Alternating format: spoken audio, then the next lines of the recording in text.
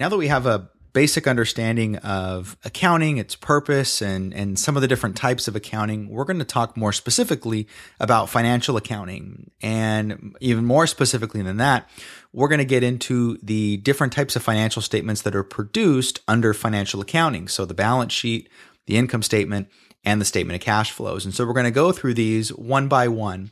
And there's a particular manner in which I'm going to go over them. I'm not going to go into the minutia of each particular statement, because although there are some commonalities based upon generally accepted accounting principles, you'll see that some statements are a little bit more detailed than others, and some use, although not hugely different, there are some different terminology that's used on balance sheets. So, and the other statements for that matter. So I do want to go in kind of some of the major categories and give you a general understanding of the format of a balance sheet in this particular video, and also go into kind of how they're structured and really the importance of it. You know, what's the significance of the statement and that sort of thing. So for starters, let's talk about the balance sheet here. So the balance sheet is the statement that is going to provide a snapshot of a firm's financial position at a specific point in time. And what that means is that a balance sheet is only accurate as of the day that is listed on the balance sheet. And so if the day of the balance sheet is, for example, January 1st of 2016, that means that the information presented on the statement is accurate as of that date. So if you're looking at the statement a year from that date, you can reasonably assume that the information has changed and you need to get a more accurate statement. Now, a balance sheet is structured in a very simple way, although they can be complicated, but the structure of them is actually rather simple. So the first thing you have are what are called assets. And these assets essentially are things we own that have value. So anything that the business owns and possesses, has ownership of, that has some type of value is considered to be an asset. These include things as simple as cash, which is, a very liquid asset. Can include inventory if the company has like a retail model where it purchases goods and resells them. Can be intangible assets like intellectual property, so patents and trademarks. Could also be accounts receivable, meaning things that we've kind of sold to other companies and we are, on credit terms and they are going to pay us back in a period of maybe 30 days, for example. And so those are things that we own that have value. It also includes equipment and plants and property and those types of things, anything the company owns that has value. When you're looking at a balance sheet, one of the interesting things about it is that everything on the balance sheet is going to be listed in what we call order of liquidity.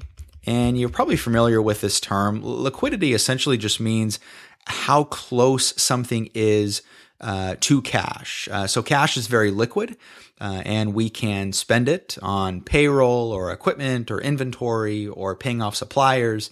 So cash is really important for a business. And the more cash that we have, the easier that we can weather certain times of economic uncertainty.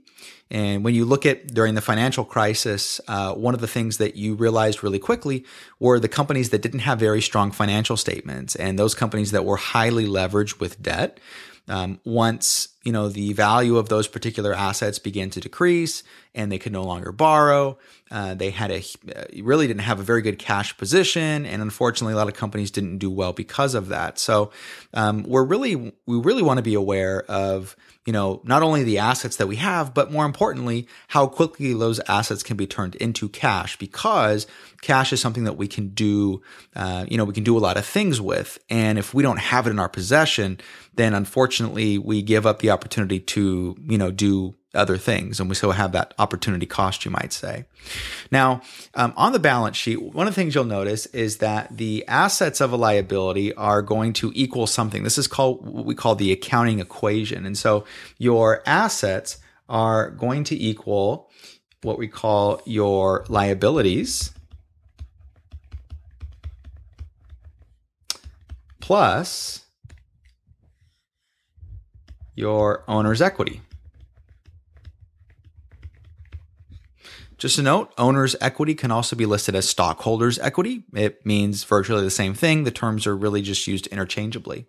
So where assets equals or assets mean things that we own that have some type of value, a liability is something that we essentially owe to someone else.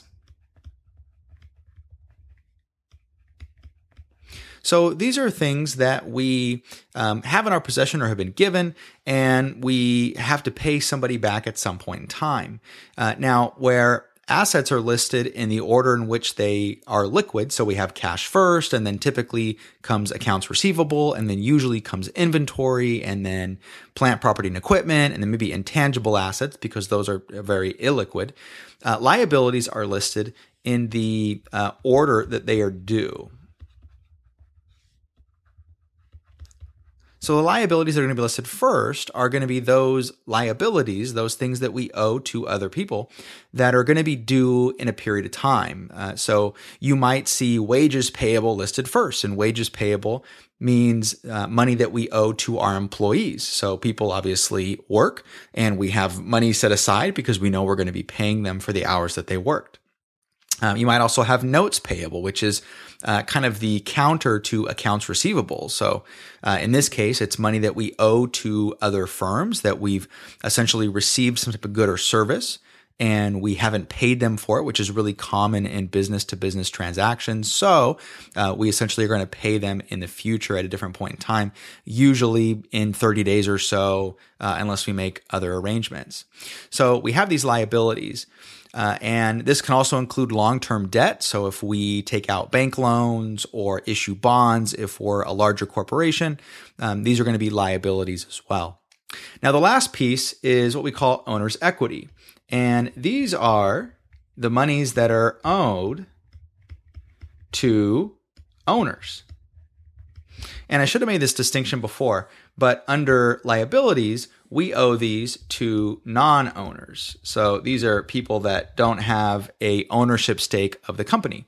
Owner's equity is money that is owed to owners. And so this gets a little bit confusing, but to really understand it, you have to get kind of the structure of most C corporations or most companies, which are C corporations. And the owners of those companies are the shareholders. So the people that purchase the stock and they hold it, they're considered to be an owner. And so this is money that's given from the shareholders from their investment. If this was a kind of single sole proprietorship, this would be the money that the entrepreneur or sole proprietor invested in the company to fund operations and that sort of thing. Now, equity, obviously, I don't want to get into a big discussion about the difference between debt and equity, but equity is you don't have to pay it back. You simply, someone is entitled to kind of a percentage of profit sort of thing. So in this case, this is money that we owe to owners of the company. And so you'll generally see entries for two things: common stock and retained earnings. Common stock being money that we've issued for during IPOs and secondary offerings for people that actually want to purchase our stock on the exchange, and retained earnings meaning money that we keep from one period and then we roll over to the next period so that we can do other things with it. Now, when you're looking at this equation always balances. So this is, I mentioned this before, but this is what we call the accounting equation. And whenever you're looking at a balance sheet, your assets should always equal your liabilities plus your owner's equity. They should never, ever be different. They should always be assets equals liabilities plus owner's equity. And the reason for that, and you're probably curious as to, why that is the case, and maybe trying to think of an example of, where it wouldn't be, is that firms have two sources of funding, right? You either go into debt to pay for things, or you use your own money to pay for things. There really are no other options. So you're either going to get a bank loan or issue bonds or use a credit card or something of that nature. Or for owner's equity, you're going to use your own money. If you're an entrepreneur or if you're a larger corporation, you might issue stock, and you could use stock to fund operations. And so that's why assets always equals liabilities plus owner's equities, because businesses have two funding sources, right? It's not like you or I, where we can go out and get a job and then earn an income. Now, you might say, well, businesses sell things. That is true. But in order to acquire the inventory and all those things, they use debt and they use equity to go ahead and make those purchases and transactions. Now, one thing when you're looking at a balance sheet that's really important is it's often a signal of net worth, because when you take your assets of a company here and you subtract your liabilities, then you get your owner's equity. Owner's equity is often referred to as net worth. So when you're looking at how valuable a company is, although it's not the gauge that's always utilized, it can be a way to get a rough kind of estimate as to the value of a company, because, all the things that the company owes minus what it owes equals, kind of relatively what it's worth. Now, we also look at earnings and that sort of thing, but that is often viewed as the net worth of a company.